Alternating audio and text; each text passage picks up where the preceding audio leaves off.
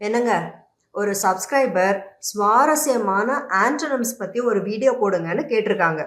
அவங்க கேட்டதுக்காக சில வேர்ட்ஸ் எல்லாம் நான் எடுத்து லிஸ்ட் அவுட் பண்ணி வச்சிருக்கேன். ஆனா அத வந்து டைரக்டா வேர்ட்ஸா கேட்காம அத வந்து ஒரு சென்டென்ஸ்ல பொருத்தி கேக்குறேன். அதனுடைய எதிர்மறை சென்டென்ஸ், அதாவது ஆன்டானிமஸ் சென்டென்சஸ் என்னென்ன அப்படின்னு எனக்கு சொல்றீங்களா? ஷூர், சொல்றேன். அதுக்கு முன்னாடி hi friends, welcome to English அரட்டை. என்னென்ன sentences? Okay, first one, he is interested in politics. he is interested in politics, அதாவது அவருக்கு அரசியலில் ஆர்வம். இதுக்கு எதிர்மறை அப்படின்னா he is uninterested in politics. uninterested-ஆ? அப்ப இந்த இடத்துல வந்து disinterested அப்படின்றத யூஸ் பண்ண கூடாதா? அதாவது interested அப்படின்ற adjective-க்கு ரெண்டு ஆன்டனம்ஸ் இருக்கு. என்னென்ன?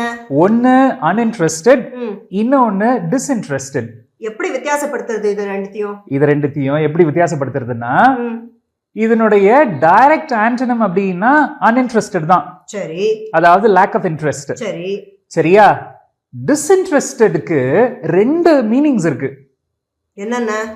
disinterested அப்படின்ற adjectiveனுடைய பிரைமரி மீனிங் impartial. இம்பார்ஷியல், அதாவது நடுநிலையா இருக்கிறது. சரியா? இதுக்கான எக்ஸாம்பிள் நான் சொல்லணும் அப்படின்னா, my grandpa provides disinterested advice. அதாவது என் தாத்தா நடுநிலையான அட்வைஸ், அதாவது அறிவுரை கொடுப்பாரு. ஓகேவா? அவர் வந்து யாரு பக்கமும் வந்து பார்ஷியலா வந்து பிஹேவ் பண்ண மாட்டாரு. சரியா? இப்போ இந்த டிஸ்இன்ட்ரெஸ்டட்னுடைய ரெண்டாவது மீனிங் தான் லாக் ஆஃப் இன்ட்ரெஸ்ட், அதாவது அன்இன்ட்ரெஸ்டடுக்கு இணையா வருது. ஓஹோ, சரி, ஓகே. சோ அதனால லாங்குவேஜ் எக்ஸ்பர்ட்ஸ் இருக்காங்க இல்லையா, அதாவது கிராமரியன்ஸ், லெக்சிகோகிராஃபர்ஸ், இவங்க மத்தியிலேயே ஒரு டிபேட் போய்கிட்டு இருக்கு. என்னென்ன? அதாவது லேக் ஆஃப் இன்ட்ரெஸ்ட் அப்படின்ற அர்த்தத்துல டிஸ்இன்ட்ரெஸ்டட் அப்படின்ற வேர்டை யூஸ் பண்ண கூடாதுன்னு. இருந்தாலும் ஸ்டாண்டர்ட் டிக்ஷனரிஸ்ல பார்த்தேன்னா இந்த ரெண்டு மீனிங்ஸுமே டிஸ்இன்ட்ரெஸ்டட் அப்படின்ற வேர்ட்ல என்ட்ரி போட்டிருப்பாங்க. சரியா? நம்ம வந்து அதனால குழப்பிக்க வேணாம். ஓகேவா? சோ he is interested-க்கு நேரடியான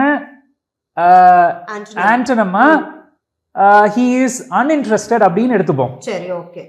சரியா? இந்த இடத்துல வந்து disinterested அப்படின்றத கொண்டு வர வேணாம். Okay, fine. சரியா? அடுத்தது he is honest. he is honest, அவர் நேர்மையானவர். இதுக்கு ஆப்போசிட் வந்து he is dishonest, அவர் நேர்மையற்றவர். Okay, super, fine.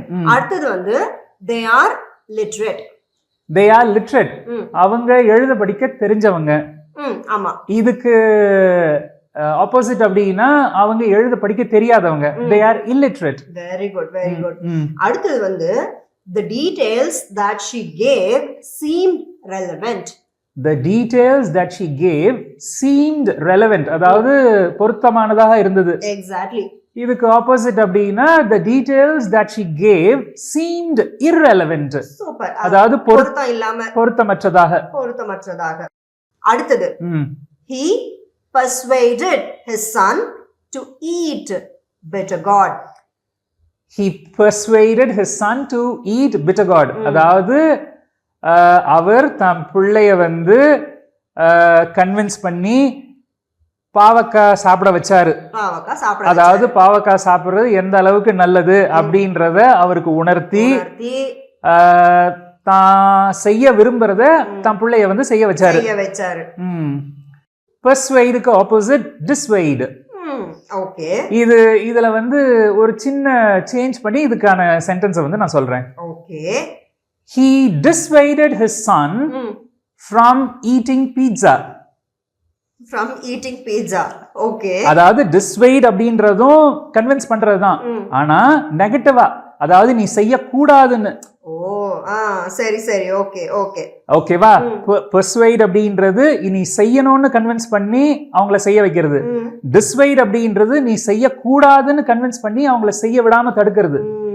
Okay okay, super. அடுத்தது வந்து she was patient. she was patient, அவ அமைதியா இருந்தா. இதுக்கு ஆப்போசிட்னா she was impatient, அவ அமைதியற்று இருந்தா. அப்போ இந்த இடத்துல பேஷண்ட்னா அமைதியா இருக்கிறது, ஆமா. நோயாளி இல்ல.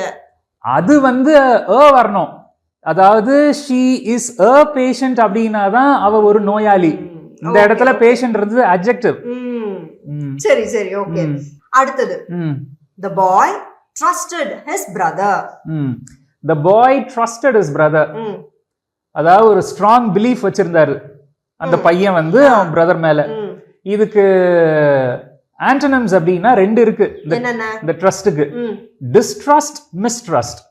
You mean to say the boy mistrusted his brother, the boy distrusted his brother. ஆமா, ரெண்டு சொல்லலாம். சரி, என்ன வித்தியாசம் அந்த ரெண்டு? என்ன வித்தியாசம் அப்படின்னா the boy distrusted his brother அப்படின்னா based on evidence.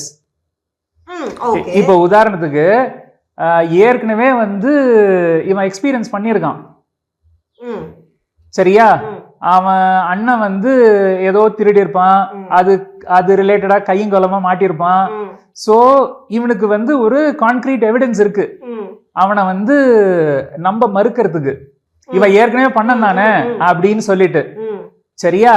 the boy mistrusted his brother அப்படின்னு நம்ம சொல்லும்போது எல்லாமே வந்து ஒரு சந்தேகத்தின் அடிப்படையில, உணர்வு பூர்வமான அடிப்படையில தானே தவிர கான்கிரீட் எவிடன்ஸ் இல்ல. இதுதான் வந்து டிஸ்ட்ரஸ்டுக்கும் மிஸ்ட்ரஸ்டுக்கும் உள்ள டிஃபரன்ஸ். quite good one. அடுத்தது, he judged the painting to be very beautiful. he judged the painting to be very beautiful. அதாவது ஒப்பீனியன் ஃபார்ம் பண்றது, ஒரு கருத்து வச்சுக்கிட்டாரு. இந்த படம் வந்து அழகா இருக்கு அப்படின்ற ஒரு கருத்தை வந்து அவரு மனசுல வந்து உருவாக்கிக்கிட்டாரு. இதுக்கு ஆப்போசிட் அப்படின்னா he misjudged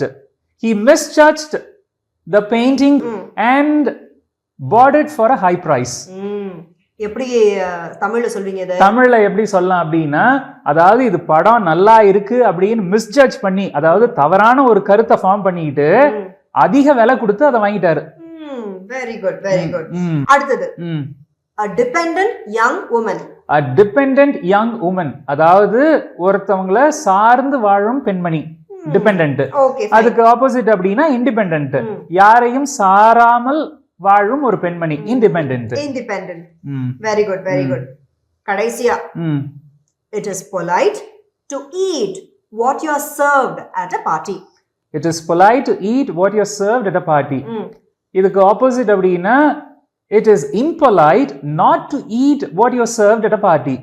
அதாவது இந்த இடத்துல பொலைட் அப்படின்னா வெல் மேனர்டு, அதாவது ஒருத்தவங்க வந்து பார்ட்டியில ஒரு சாப்பாடை வந்து கொடுக்குறாங்க அப்படின்னா அதை சாப்பிட்றது அப்படின்றது ஒரு மரியாதை நிமித்தம். இதுக்கு அப்படியே ஆப்போசிட் அப்படின்னா இம்பொலைட், அதாவது கொடுக்கறத சாப்பிட மறுத்தோம் அப்படின்னாக்கா அது மரியாதை இல்ல, மரியாதை கிடையாது, அதாவது ஒரு நல்ல ஒரு பண்பு கிடையாது. Very good, very good. So இந்த வேர்ட்ஸ் எல்லாம் தான் நான் எடுத்து வச்சிருந்தது. ஓகேவா? இது இல்லாம இன்னும் சில வேர்ட்ஸ் இருக்கு, அதெல்லாம் அப்புறம் பாத்துக்கலாம். இதே மாதிரி வேற ஒரு சுவாரஸ்யமான டாபிக்ல நம்ம நண்பர்களை சந்திப்போம். அது வரைக்கும் பை ஃப்ரெண்ட்ஸ்.